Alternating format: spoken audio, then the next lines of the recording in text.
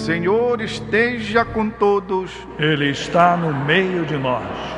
Proclamação do Evangelho de Jesus Cristo segundo Lucas. Glória a vós, Senhor. Naquele tempo, Jesus disse a seus discípulos: é inevitável que aconteçam escândalos, mas ai daquele que produz escândalos. Seria melhor para ele que lhe amarrassem uma pedra de moinho no pescoço e o jogassem no mar, do que escandalizar um desses pequeninos. Prestai atenção: se o teu irmão pecar, repreende-o. Se ele se converter, perdoa-lhe. Se ele pecar contra ti 7 vezes num só dia, e 7 vezes vier a ti dizendo: estou arrependido, tu deves perdoá-lo. Os apóstolos disseram ao Senhor: aumenta a nossa fé. O Senhor respondeu: se vós tivesseis fé, mesmo pequena, como um grão de mostarda, poderias dizer a esta amoreira: arranca-te daqui e planta-te no mar, e ela vos obedeceria. É palavra da salvação. Glória a vós, Senhor.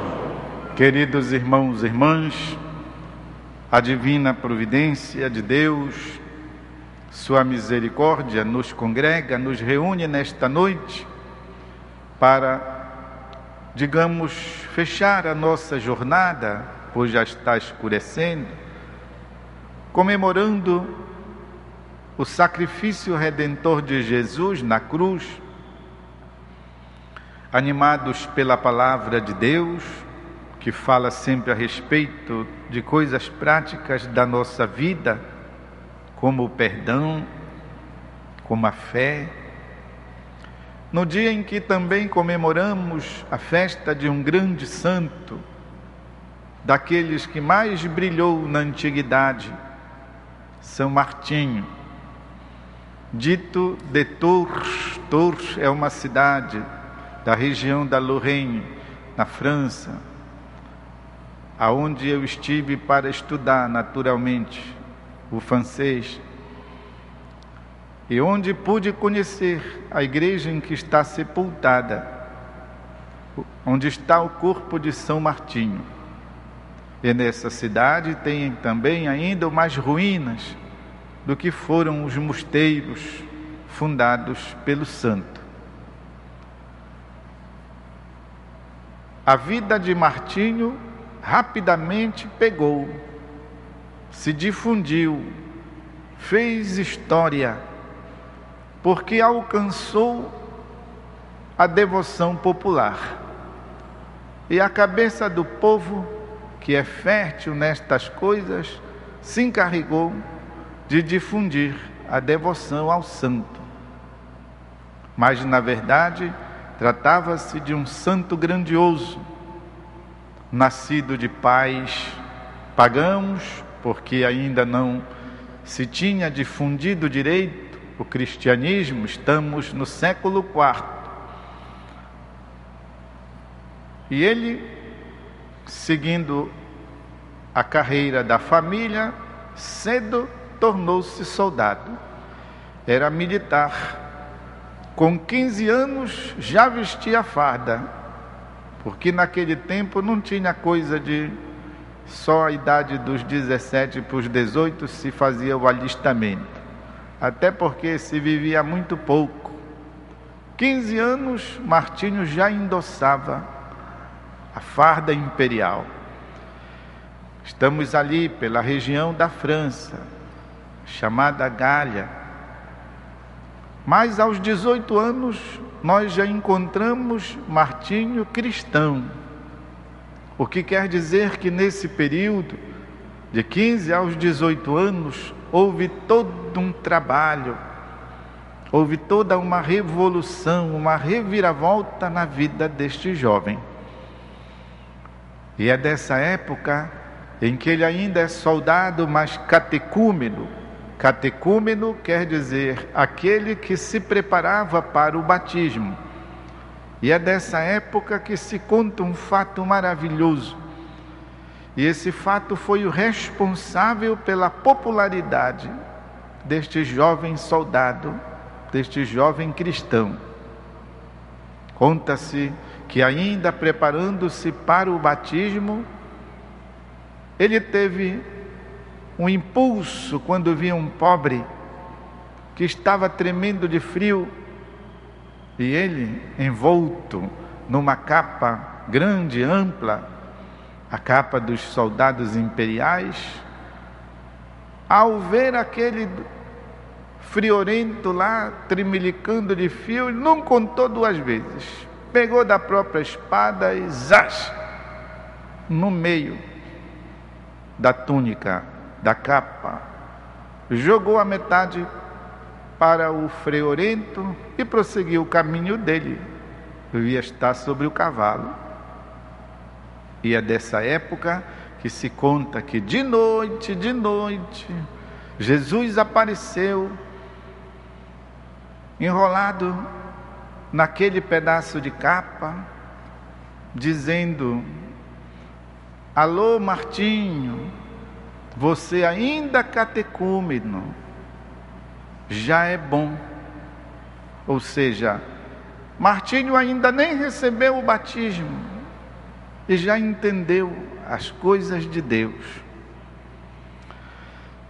Esse fato divulgado tornou Martinho um jovem muito amado, de modo que então toda a sua vida foi assim, em busca de fazer a vontade de Deus, alcançar a perfeição, manuseando a Escritura, defendendo a justiça, apaziguando na própria igreja as dissensões, defendendo os pobres, os camponeses, ensinando, instituindo os mosteiros, organizando o clero, de modo que no dia da sua morte, os monges e os padres todos choravam, o que é uma coisa muito rara.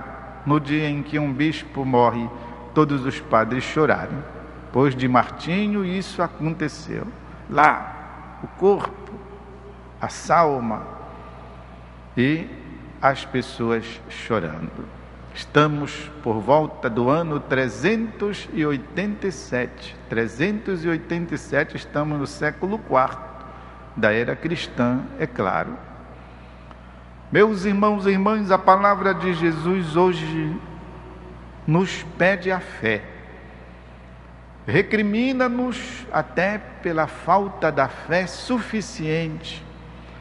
Jesus diz: se tivesses fé, mesmo pequena, como um grão de mostarda, deve ser assim, aqueles grãozinhos bem pequeninos, poderias dizer a esta moreira: arranca-te daqui, planta-te no mar, e ela vos obedeceria. Poderíamos dizer a esta mangueira: arranca-te daqui, e ela obedeceria. Mas a fé, que é dom divino, a fé é dom teologal, ou seja, é Deus quem dá, ela, num segundo momento, é igualmente resposta do homem. Eu creio, eu quero crer, eu quero fortalecer a minha fé, eu quero fazer da minha vida, como diz a bonita poesia da música de São Francisco, um instrumento de paz.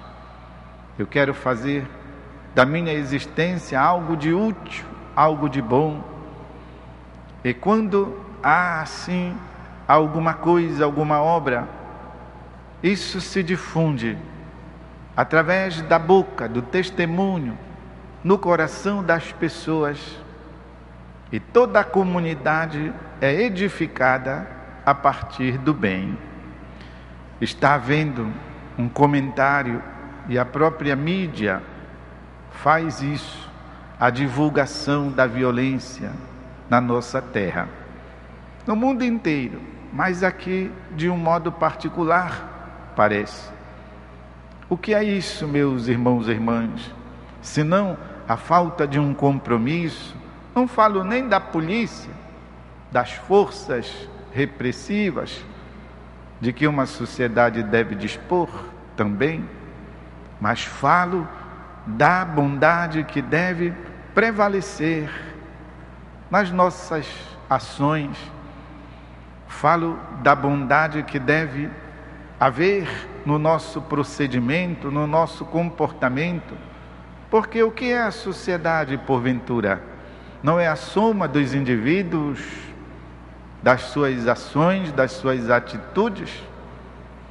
Assim, parece que então a falta do desenvolvimento da fé em gestos de vida, que se transformam então em gestos de amor, e que como faz bem para uma comunidade, para uma sociedade, o bem quando ele é vivido por aqueles que compõem esta comunidade. Vamos pegar do testemunho de São Martinho, vamos pegar do testemunho da vida de tantos outros homens e mulheres que se empenham em ser melhores, para que, consequentemente, o mundo ao seu redor se torne igualmente melhor. Vamos fazer um instante de silêncio para que tudo isso possa produzir algum efeito em nosso coração.